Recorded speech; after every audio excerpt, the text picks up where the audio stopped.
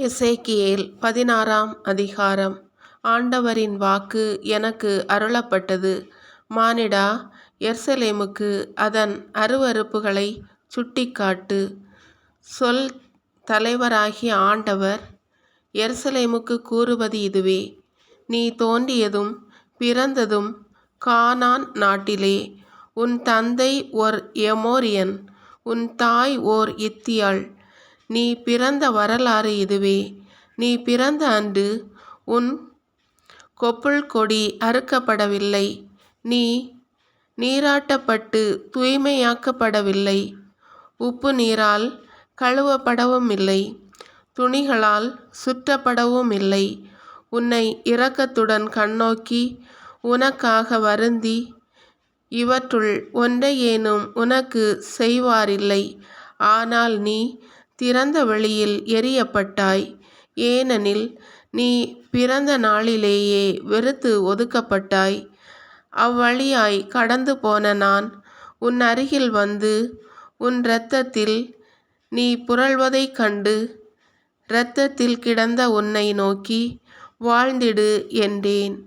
ஆம், இரத்தத்தில் கிடந்த உன்னை நோக்கி வாழ்ந்திடு என்றேன். உன்னை வயல்வெளியில் வளரும் பயிர் போல உருவாக்கினேன். நீ வளர்ந்து பருவமெய்தி அழகிய மங்கையாய் உன் கொங்கைகள் உருப்பெற்றன. உன் கூந்தலும் நீண்டு வளர்ந்தது. ஆயினும் நீ ஆடையின்றி திறந்த மேனியளாய் நின்றாய். அவ்வழியாய் கடந்து போன நான் உன்னை நோக்கினேன். அப்போது நீ காதற் பருவத்தில் இருந்தாய். நான் என் ஆடையை உன்மேல் விரித்து உன் திறந்த மேனியை மூடினேன். உனக்கு உறுதிமொழி தந்து உன்னோடு உடன்படிக்கை செய்தேன். நீயும் என்னுடையவள் ஆனாய் என்கிறார் தலைவராகிய ஆண்டவர். நான் உன்னை நீராட்டி உன்மேலிருந்த இரத்தத்தை கழுவி துடைத்து உனக்கு எண்ணெய் பூசினேன். பூப்பின்னல் உடையால் உன்னை உடுத்தி தோல் காலணிகளை உனக்கு மாட்டி மெல்லிய அகிலை உனக்கு அணிவித்து நாற்பட்டால் உன்னை போர்த்தினேன். அணிகலன்களால் உன்னை அழகு செய்தேன். கைகளுக்கு காப்புகளும் கழுத்திற்கு சங்கிலியும் இட்டேன். மூக்குக்கு மூக்குத்தியும் காதுகளுக்கு தோடுகளும் தலையில் அழகிய மணிமுடியும் அணிவித்தேன். பொன்னாலும் வெள்ளியாலும் நீ அணி செய்யப்பட்டாய். நாற்பட்டும் மெல்லிய துகிலும் பூப்பின்னல் ஆடையும் உன் உடைகள் ஆயின. மாவும் தேனும் எண்ணெயும் உன் உணவாயின. நீ மிக மிக அழகு வாய்ந்தவளாகி அரச தகுதி பெற்றாய். உன் அழகின் காரணமாக உன் புகழ் வேற்றினத்தாரிடையே பரவிற்று. என் மாட்சி உன்மேல் பட உன் அழகு நிறைவுற்று விளங்கியது என்கிறார் தலைவராகிய ஆண்டவர். நீயோ உன் அழகில் நம்பிக்கை வைத்து உன் புகழை பணயமாக வைத்து விலைமகளாகி வருவோர் போவோரிடமெல்லாம் வேசித்தனம் செய்தாய். உன் ஆடைகளில் சில எடுத்து தொழுகை மேடுகளை அழகுபடுத்தி அங்கு வேசித்தனம் செய்தாய். ஒரு காலும் அதுபோல் நடந்ததில்லை, இனிமேல் நடக்கப் போவதுமில்லை. நான் உனக்கு தந்த பொன் வெள்ளி அணிகலன்களை கொண்டு நீ ஆண் உருவங்களை செய்து அவற்றுடன் வேசித்தனம் செய்தாய். உன் பூப்பின்னல் ஆடைகளை எடுத்து அச்சிலைகளுக்கு போர்த்தி எனக்குரிய எண்ணெயையும் தூபத்தையும் அவற்றின் முன் எரித்தாய். நான் உனக்கு அளித்த மாவு, எண்ணெய், தேன் ஆகிய அதே உணவுப் பொருட்களை நீ அவற்றின் முன் நறுமண பலியென படைத்தாய் என்கிறார் தலைவராகிய ஆண்டவர். நீ எனக்கு பெற்ற உன் புதல்வர் புதல்வியரை அவற்றுக்கு பலியிட்டாயே. நீ வேசித்தனம் செய்தது போதாதென்றோ என் புதல்வரையும் அவற்றிற்கு பலியிட்டாய். இத்துணை அருவருப்பான செயல்களிலும் நீ வேசித்தனத்திலும் ஈடுபட்ட போது உன் இளமையில் ஆடையின்றி திறந்த மேனியாய் உன் இரத்தத்தில் புரண்டு கொண்டு இருந்த நாட்களை நீ நினைத்து பார்க்கவில்லை. எல்லா தீ செயல்களையும் செய்த உனக்கு ஐயோ கேடு என்கிறார் தலைவராகிய ஆண்டவர். நீ உனக்கென தொழுகை கூடங்களை அமைத்து கொண்டாய். திறந்த வெளியிலெல்லாம் தொழுகை மேடுகளை எழுப்பி கொண்டாய். எல்லா தெருக்கோடிகளினின்றும் உன் தொழுகை மேடுகளை அமைத்தாய். உன் அழகை தரக்குறைவாக்கி வருவோர் போவோர்க்கெல்லாம் உன் உடலை கொடுத்து மிதமிஞ்சிய வேசித்தனம் செய்தாய். உன் அண்டை நாட்டவரும் உடல் பெருத்தவருமான எகிப்தியரோடு வேசித்தனம் செய்தாய். எனக்கு சினமூட்டும் அளவுக்கு மிதமிஞ்சிய விபச்சாரம் செய்தாய். ஆதலால் இதோ என் கரத்தை உனக்கு எதிராக நீட்ட உனக்குரிய பங்கை குறைப்பேன். உன் நெறிகெட்ட நடத்தையை பார்த்து வெட்கி உன்னை வெறுக்கும் பெலிஸ்திய நகர்களின் விருப்பத்திற்கு உன்னை கையளிக்கிறேன். இன்னும் நிறையடையாமல் நீ அசீரியரின் புதல்வருடன் வேசித்தனம் செய்தாய். அவர்களுடன் விபச்சாரம் செய்தும் உன் ஆசை அடங்கவில்லை. ஆகையால் வாணிக நாடாகிய கல்தேயாவுடன் நீ மிகுதியாய் வேசித்தனம் செய்தாய். அப்பொழுது உன் மோகம் தீரவில்லை. வெட்கங்கெட்ட விலைமகளின் செயல்களையெல்லாம் உன் இதயத்தில் காமத்தால் செய்தாயன்றோ என்கிறார் தலைவராகிய ஆண்டவர். ஒவ்வொரு தெருக்கோடியிலும் தொழுகை கூடம் கட்டினாய். ஒவ்வொரு திறந்த வெளியிலும் தொழுகை மேடு எழுப்பினாய். மற்ற விலை மாதரை போல் நீ ஊதியம் கேட்கவில்லை. பிறரின் கணவரை நயக்கும் மனையாள் இவள். தன் கணவனுக்கு பதில் அந்நியரையே நாடுகிறாள் இவள். எல்லா விலை மாதரும் ஊதியம் பெறுவர். நீயோ உன் காதலர் அனைவருக்கும் ஊதியம் தருகின்றாய். நாட்டிசையினின்றும் உன்னுடன் விபச்சாரம் செய்ய வருவோருக்கு கையூட்டு அளிக்கின்றாய். எனவே உன் வேசி தொழிலில் கூட நீ பிற பெண்ணினத்தினின்று வேறுபட்டிருக்கிறாய். கூடா ஒழுக்கத்திற்கு உன்னை யாரும் தூண்டுவதில்லை. நீயே பிறருக்கு ஊதியம் தருகிறாய். நீ யாரிடமும் பெறுவதில்லை. இதுவன்றோ உன் பண்பாடு? எனவே விலைமாதே, ஆண்டவரின் வார்த்தையை கேள்.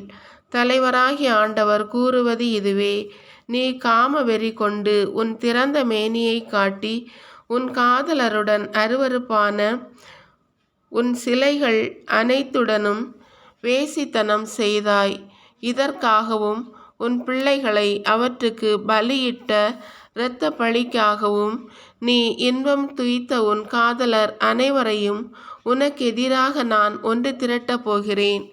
நீ விரும்பியவர்கள் நீ வெறுத்தவர்கள் அனைவரையும் நாட்டிசை நின்றும் உனக்கெதிராய் ஒன்று சேர்ப்பேன். அவர்கள் முன்னிலையில் உன் ஆடைகளை உரித்து போடுவேன்.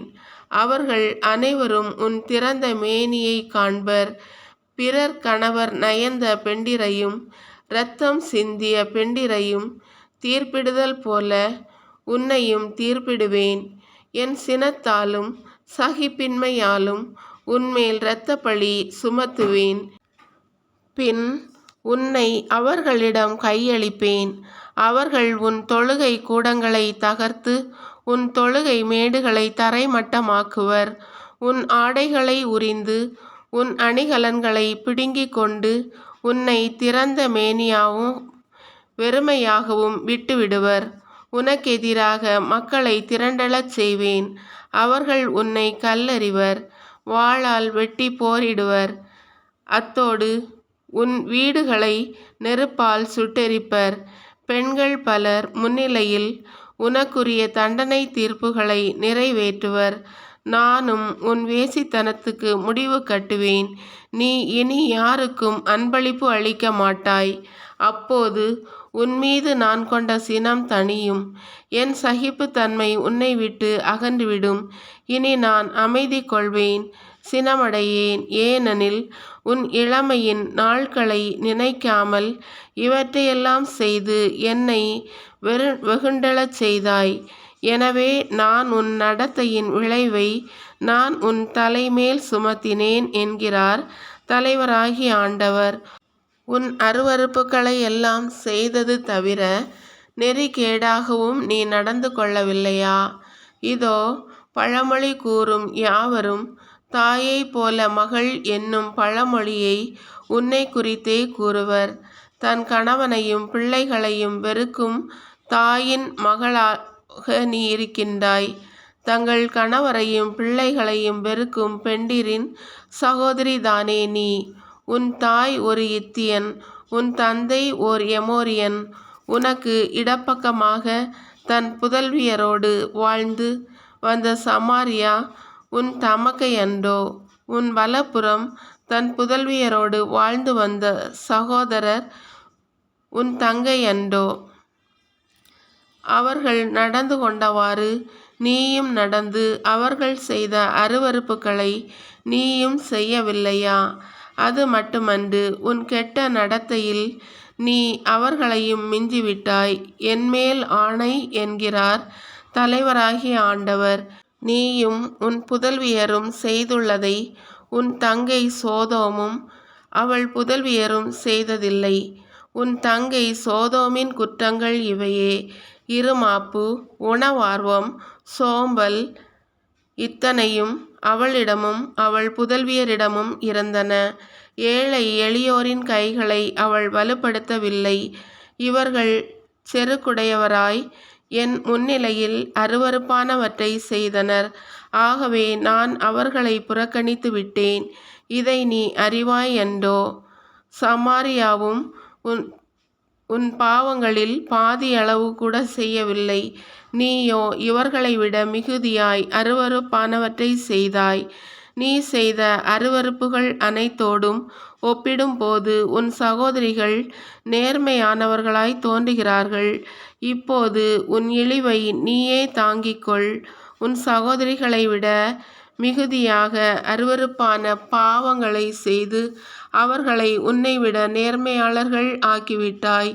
உன் சகோதரிகளை நேர்மையானவர்கள் ஆக்கிய அந்த இழிவை நீயே சுமந்து கொள். நான் சோதோமையும் அவள் புதல்வியரையும் சமாரியாவையும் அவள் புதல்வியரையும் மீண்டும் நன்னிலைக்கு கொணர்வேன். இதனால் நீ செய்த அனைத்திற்காகவும் வெட்கி அவமானத்தை சுமப்பாய். அது அவர்களுக்கு ஆறுதலாயிருக்கும். உன் சகோதரிகள் சோதோமும் அவள் புதல்வியரும் சமாரியாவும் அவள் புதல்வியரும் தங்கள் முன்னைய நன்னிலைக்கு திரும்புவர். நீயும் உன் புதல்வியரும் முன்னைய நன்னிலைக்கு திரும்புவீர்கள். நீ செருக்குடன் வாழ்ந்த காலத்தில் உன் தமக்கை சோதோமின் பெயரை உன் வாயினால் உச்சரிக்க மாட்டாய். உன் தீச்செயல் வெளிப்படுவதற்கு முன் நீ அப்படி இருந்தாய். இப்போதோ சிரியாவின் புதல்வியர், அவளை சுற்றியுள்ளோர், உன்னை சுற்றி இருக்கும் பெலிஸ்திய புதல்வியர் ஆகியோரின் வெறுப்புக்கு நீ ஆளாவாய். நீ உன் ஒழுக்கக்கேட்டையும் உன் அருவருப்புகளையும் இப்போது சுமந்து கொண்டிருக்கிறாய் என்கிறார் ஆண்டவர். தலைவராகிய ஆண்டவர் கூறுவது இதுவே: கொடுத்த வாக்கை நீ மீறி உடன்படிக்கையை முறித்துவிட்டாய். நீ செய்தது போலவே நானும் உனக்கு செய்வேன். ஆயினும் உன் இளமையின் நாட்களை உன்னோடு செய்த உடன்படிக்கையை நினைவு கூர்ந்து என்றுமுள்ள உடன்படிக்கையை உன்னோடு செய்வேன். உன் தமக்கைகளையும் தங்கைகளையும் நான் உனக்கு புதல்வியராக தருவேன். நான் உன்னுடன் செய்து கொண்ட உடன்படிக்கையை முன்னிட்டு அல்லாமலேயே தந்திடுவேன். அவர்களை நீ பெற்றுக்கொள்ளும் பொழுது உன் நடத்தையை நினைத்து வெட்கமுறுவாய். உன்னுடன் செய்து கொண்ட உடன்படிக்கையை உறுதிப்படுத்துவேன். அப்போது நானே ஆண்டவர் என்பதை நீ அறிந்து கொள்வாய். நீ செய்ததையெல்லாம் நான் மறைத்திடும் போது நீ அவற்றையெல்லாம் நினைத்து வெட்கி இழிவு மிகுதியினால் உன் வாயை ஒருபோதும் திறக்க மாட்டாய் என்கிறார் தலைவராகிய ஆண்டவர்.